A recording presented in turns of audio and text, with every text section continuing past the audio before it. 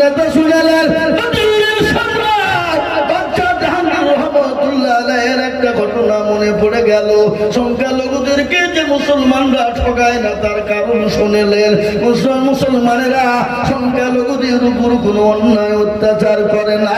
তার একটা ছোট্ট নমুনা দিল্লির সম্রাট যিনি ছিলেন, যেনার নাম হলো বাদশাহ জাহাঙ্গীর। কিনা বললাম জোরে বলুন।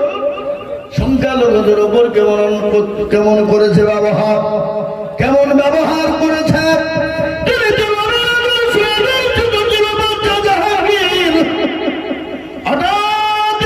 তিনি বাড়িতে না, তিনার বিবি নূরজাহান বাড়িতে বসে বসে তিনি তীর চালাইছিলেন। তীর বুঝেন না গো, এখন তো তীরের প্রয়োজন না, আগে কিন্তু তীর ছিল, ধনুক ছিল।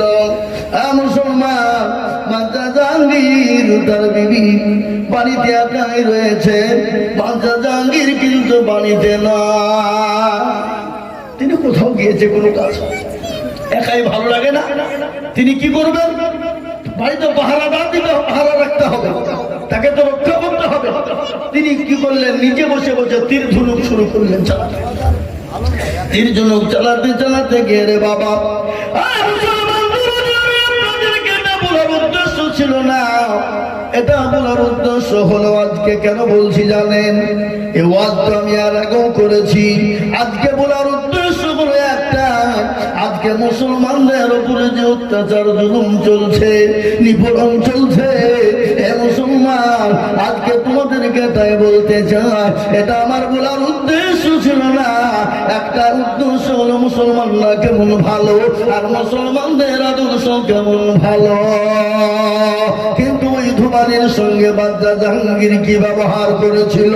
তার নিজের জন্য নিজের প্রেমিকে সামনে রেখে নিজে হুদা হতে চেয়েছিল। কিন্তু ধুমারি কি বলেছিল? ওগো বাদশাহ জাহাঙ্গীর, আমরা তো তুমি তোমাকে আমি মাফ করে দিলাম, ক্ষমা করে দিলাম। তোমার মতো বাচ্চাও যদি আমাদের জমিনে বেঁচে থাকে, আমাদের মতো সংখ্যালঘু ধুমারিরা জীবন কোনদিন বঞ্চিত হবে না। মুসলমান, আজ আমাদের উপর কত জুলুম চলে রে বাবা। এই দেখেন কিছুদিন আগে আই লাভ মোহাম্মদ নিয়ে একটা ঘটনা ঘটে গেল। আই লাভ মোহাম্মদকে কেন্দ্র করে মুসলমানদের 200 জনের উপরে ফায়ার করা হলো এবং 40 জন যুবককে আপনার বেদরত মেরে তাদেরকে জেলে ভরে দেওয়া হলো। কিন্তু ওই প্রশাসনের সামনে মুসলমানরা বলেছিল, ও যুগের প্রশাসন শুনে না, ও সরকারের প্রশাসন শুনে না, মুসলমানদেরকে মেরে মেরে শেষ করে দাও, হত্যা করে দাও। তোমার যত বুলডোজার আছে তুমি চালিয়ে দাও, তোমার যত বুলেট বোমা আছে তুমি চালিয়ে দাও। তবে শিকার মোহাম্মদ আইলাম মোহাম্মদ মুক্তিকে বলবো কমাবো না। কেন শুনেলে? এখন তো বলছে আইলাম মোহাম্মদ, কিন্তু বছর আগেই বলে দিয়েছেন, বল ইন কুনতুম তুহিব্বুনাল্লাহ ফাত্তাবিউনি ইউহিব্বুকুমুল্লাহ ওয়া ইয়াগফির লাকুম যুনুবাকুম ওয়াল্লাহু গফুরুর রহিম। আল্লাহ বলেন, নবী গো, আপনি তাদেরকে জানিয়ে দিন গো রাসূল, তারা যদি আমাকে পেতে চায়, আমি আল্লাহকে যদি তারা নিতে চায়, আমার আল্লাহ আমার জান্নাতে যদি তারা যেতে চায়, ও গো রাসূল আপনাকে অনুসরণ করতে বলুন, মহব্বত করতে বলুন। আপনাকে যদি মহব্বত করতে পারে, আমি আল্লাহকে তারা পেয়ে গেল। মুসলমানদের উপর অত্যাচার করেছো, না না না, এ বাবা এলাম মোহাম্মদ বলার জন্য, নবীকে মহব্বত ভালোবাসার জন্য কাফের বেঈমানরা যুগ যুগ ধরে ইসলামের উপর অত্যাচার করেছে, মুসলমানদের উপর অত্যাচার করেছে। আপনাদের কাছে শুনে দিই, জানিয়ে দিই বাবা, একজন নবীর সাহাবা ও মুসলমান গো, নবীর প্রেমিক কত ছিল, নবীকে কতটা ভালোবেসেছিলেন। হাদিসের মধ্যে এসেছে আল্লাহ রাসূল বলেছে, আল্লাহি আল্লাহি আল্লাহি লা ইউমিনু আহাদুকুম হাত্তা কুনা মাহাব্বা ইলাই মিন ওয়ালিদিহি ওয়া ওয়ালাদিহি ওয়ান নাসি আজমাইন। বুখারী শরীফের হাদিস এটা। রাসূলুল্লাহ বললেন কি, কতক্ষণ পর্যন্ত তুমি মুমিন হবে না? কতক্ষণ পর্যন্ত? যতক্ষণ পর্যন্ত তুমি তোমার জীবনের থেকে তোমার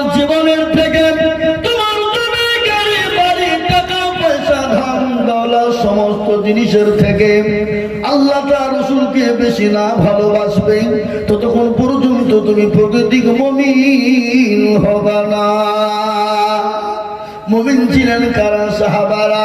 নবীকে কতটা ভালোবেসেছিলেন, রাসূলকে কতটা ভালোবেসেছিলেন, কতটা নবীর জন্য তারা আপনার আগ্রহ ছিল, এমনকি নিজের জীবন পর্যন্ত সাহাবারা দিয়ে দিয়েছেন।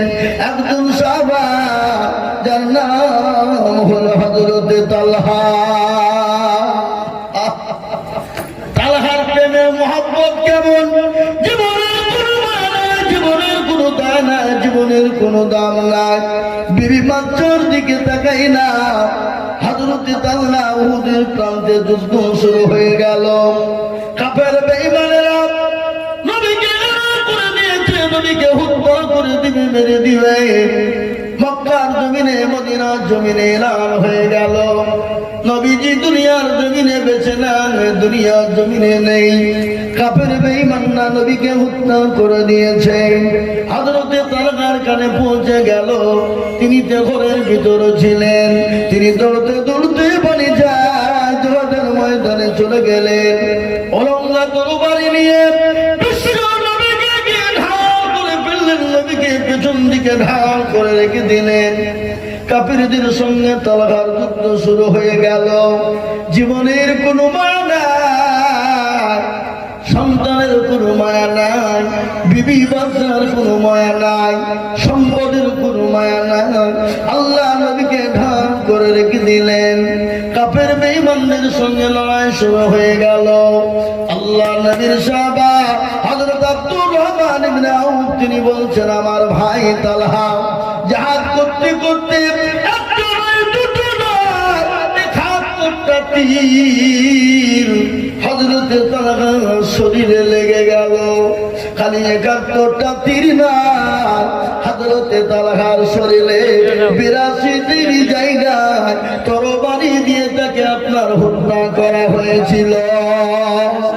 ও মুসলমান গো, আমি আপনাদের কাজকে বলবো, বাবা আজকে বিবিকে দোয়া করার প্রয়োজন হবে না, সন্তানকে এতিম করতে হবে না, আজকে জীবন দিতে হবে না, রক্ত দিতে হবে না।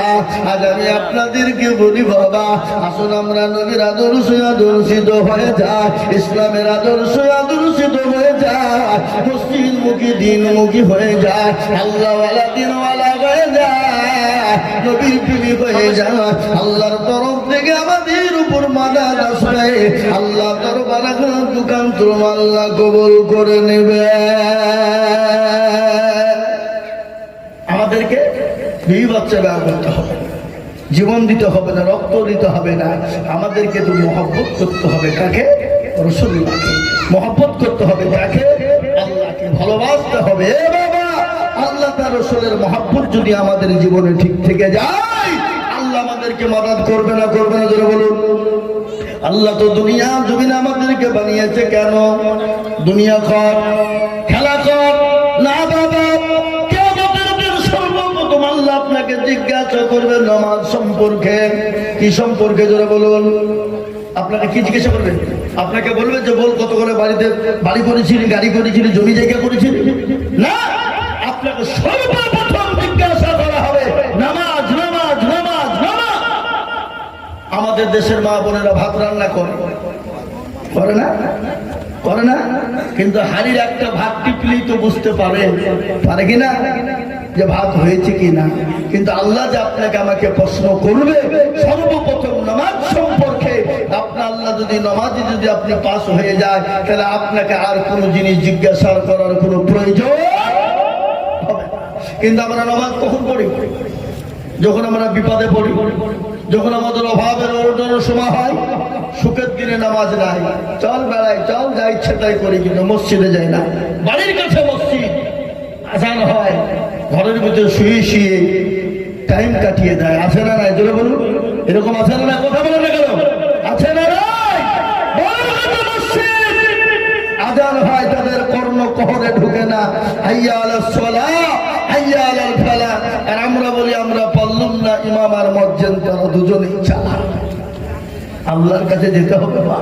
প্যারা নবী যেদিন দুনিয়া থেকে বিদায় হয়ে যায়, প্রচন্ড বুকে ব্যথা, মাথায় যন্ত্রণা সহ্য করতে পারে না।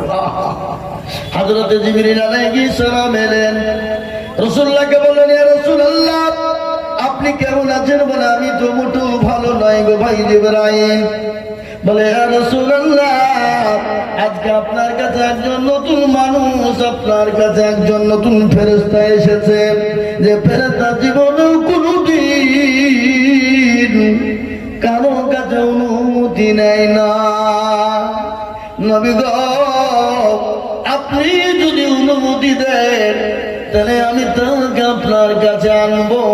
আর আপনি যদি অনুমতি না দেন, তখন নবী আমি তাকে সঙ্গে করে নিয়ে চলে যাব। রাসূলুল্লাহ বললেন, ও ভাই জিবরাইল আমি যদি অনুমতি না দিই তাহলে নিয়ে চলে যাবা? বলে হ্যাঁ। বলে না না না, আমার কাছে তোমার তাকে আসতে দাও। বিশ্ব নবীর কাছে গেলেন, হযরত জিবরাইল আলাইহিস সালাম গিয়ে নবীকে বললেন, আসসালামু আলাইকা ইয়া রাসূলুল্লাহ। ও নবী আপনি কেমন আছেন একটু বলুন। নবীজি বললেন, জিবরাইল রে আমি তো মোটেও ভালো না, আমি প্রচন্ড ব্যথার মধ্যে আছি। আল্লাহ নবীকে বললেন, ও নবী গো আমি আপনার কাছে যেতে, আপনি যতদিন মন চায় আপনি দুনিয়ার জমিনে থাকতে পারেন। আচ্ছা বলুন তো, এতদিন পর্যন্ত আদম নবী আলাইহিস সালাম থেকে নিয়ে এই শেষ জামানার খাতামান নবী পর্যন্ত যত মানুষ এসেছেন, নবী ছাড়া কোনোদিন আজরাইল কাউকে শুনেছেন? কোন মৌলবী বলেছে যে আপনার যতদিন ইচ্ছা হয় আপনি ততদিন থাকেন? কাউকে বলে নাই। তিনি তো দয়ার নবী, মায়ার নবী আছেন না গজল। আল্লাহর নবী মায়ার নবী গো, আপনি নবী আমার জীবনের জীবন। আল্লাহর নবী দয়ার নবী গো, আপনি নবী আমার জীবনের জীবন। আপনি আমার জীবন সাথী, অন্ধকার কবরের বাতি, আপনি হইলেন নিরুদুনিয়ার ধন। আল্লাহ নবী মায়া নবী গো, আপনি নবী আমার জীবনের জীবন। আপনি রহমাতুল লিল আলামিন, আপনি উম্মতের জামিল।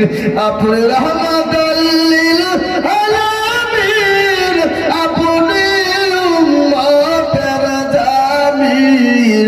আপনি হইলেন গুনাহগার উম্মতের আপনজন।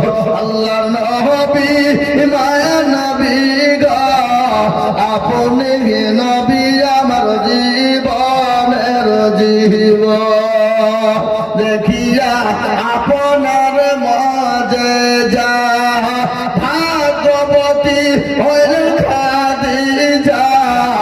দেখিয়া আপনার মজেজা, ভাগবতী হইলেন খাদিজা। সোপান দিলেন জীবন যৌবন। ও মালা দৌলত ছিল আপনাকে